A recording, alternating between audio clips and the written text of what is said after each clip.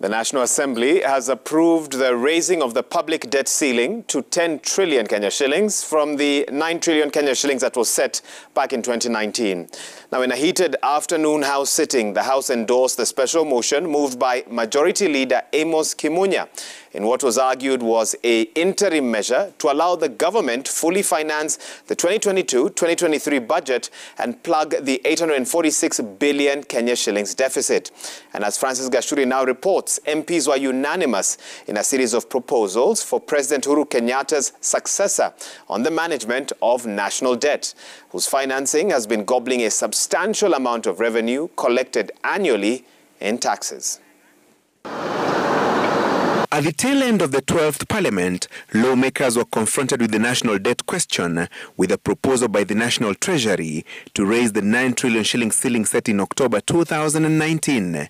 A special motion moved by Majority Leader Amos Kimunya seeking to up the public debt ceiling to 10 trillion shillings, approved by the House through an acclamation vote. But the proposal raising the national debt burden triggered a heated debate in the House that took the all-too-familiar political route, pitting lawmakers allied to the Azimio and Kenya Kwanza teams, whose presidential contenders are deemed the two horses in the State House succession race. The public debt has grown from 1.8 trillion shillings when President Kenyatta took over in 2013, shot to 4.4 trillion shillings as he began his second term in 2017, and rose to 8.2 trillion shillings as at December last year, according to data from the Central Bank, the figure hitting nearly 9 trillion shillings as he exits the stage. Kenyatta has, however, defended the debt, insisting the borrowed money had financed construction of mega infrastructure projects that would spur economic growth in the long term. I want to pose a national question. How much is too much borrowing? When does borrowing become too much and unbearable to a nation? The only time debt is a burden to a nation is if a nation is led by looters.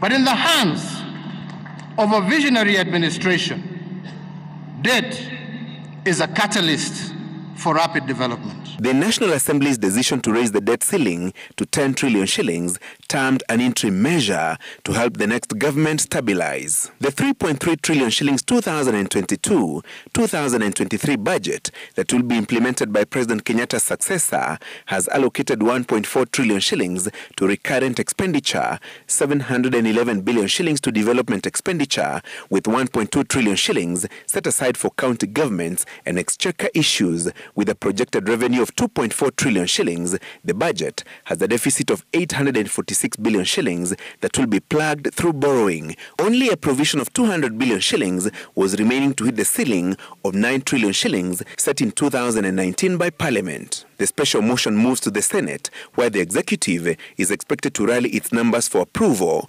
before the two chambers of Parliament adjourn indefinitely on Thursday to allow members concentrate on campaigns for various elective seats they are seeking in the August polls. Francis Gashuri, Citizen TV.